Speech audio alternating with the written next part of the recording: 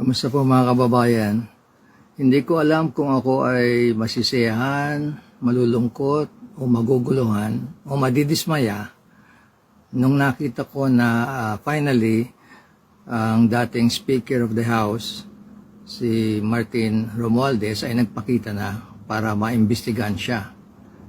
Hindi siya nagpakita sa Congress, hindi siya nagpakita sa Senado, pero sa ICI nagpakita siya kahapon. At kung mapapansin ninyo, sa lahat naman ang iniimbestigahan, siya talaga ay sa tingin ninyo ay tuwan-tuwa nung lumabas siya sa ICI. Tingnan po natin ang context nitong pagpunta niya ron. Okay.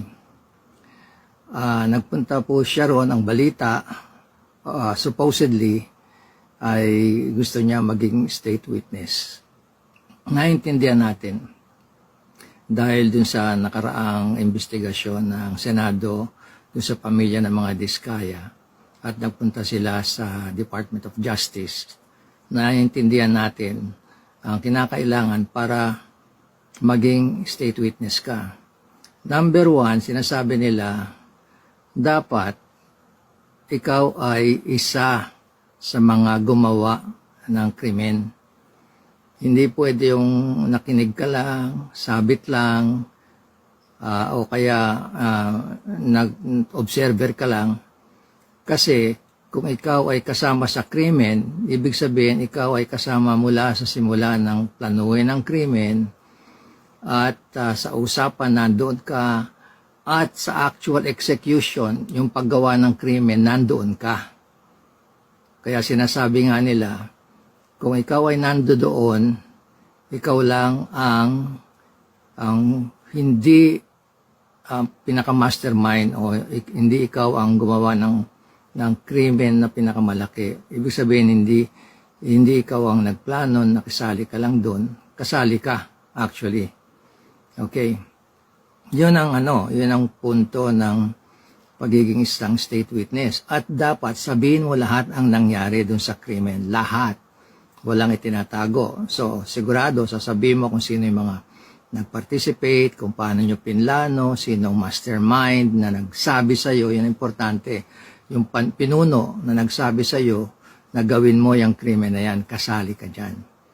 Yan talaga ang pinakamabigat na kailangan mapatunayan noong nag-a-apply ng state witness. Pero hindi hubihinto roon. Kailangan lahat ng sinasabi ng isang posible maging state witness ay corroborated. Corroborated, ibig sabihin, may magsasabi at siyang magiging magsasabi na, kasama nandun siya. Ibig sabihin, yung magsasabi sa kanya, nandun din. Siya magpapatunay na lahat ng sasabihin niya o sinasabi ay totoo. So, yun ang tinatawag ng corroboration. So, dapat yung dalawa na yun nandun. Siya yung nag-a-apply, dapat gumawa siya, pero hindi siya ang pinaka-malala ang gumawa ng krimen. Okay? Hindi siya dapat ang pinaka-mastermind nga, sinabi ko na kanina. Kaya ang naisip ko, teka muna, ang ICI ay ginawa ng Pangulo natin as an independent. Okay, independent yan, ibig sabihin wala makikialam. Dapat pati ang Office of the President di makikialam dyan. Independent Commission for Infrastructure. Ibig sabihin, sa mga infrastructure lang, yung mga gagawin o ginagawa ng gobyerno na mga proyekto o project na para sa mamamayan, sa mga tao. Sa akin, hindi ito ay independent commission for yung actual corruption. Kaya dun sa interview, pinanood ko ni Speaker Romualdez, ex-Speaker Romualdez, sinasabi niya, tumulong daw siya sa investigasyon para masabi niya ang tungkol sa budget.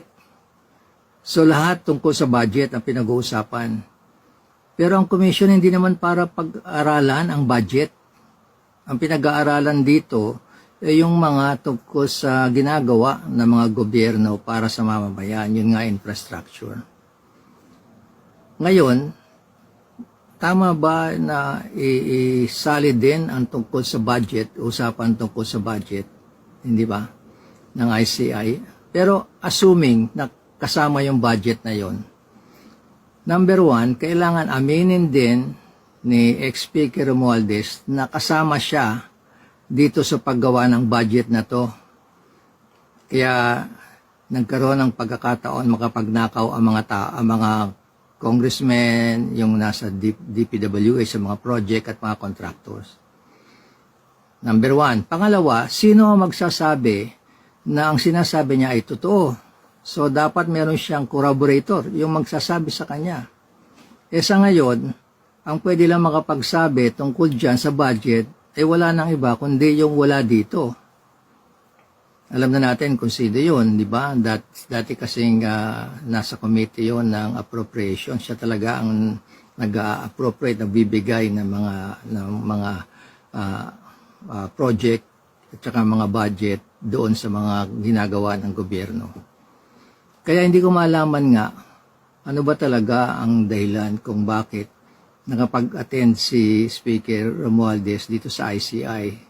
Samantalang hindi siya makakumbida sa Congress, galit ang mga ibang kongresista.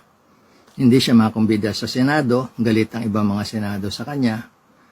At higit sa lahat, galit halos lahat ng mga Pilipino. Hindi lang sa kanya, hindi lang sa Kongreso, hindi lang sa mga taga DPWH, kundi galit talaga sa pagnanakaw. Ang tanong ko nga, ito bang ICI ay ginawa para din imbestigahan ang pagnanakaw na ginawa ng kung sino-sinong tao mula sa taas hanggang pababa? Na ilang ano sabi nila? Hahabol na daw sa 100 trillion. Hindi lang billion, trillion ang nawala sa atin na dapat ay binigay sa mga Pilipino, hindi lang dito sa atin kundi sa abroad. Dahil lahat tayo ay nagbayad din ng taxes, di ba? Pera natin lahat 'yon. Kaya sa ngayon, hindi ko talaga alam kung ano mararamdaman ko. Kung matutuwa ako, masisiyahan, madidismaya, or lalong naguguluhan.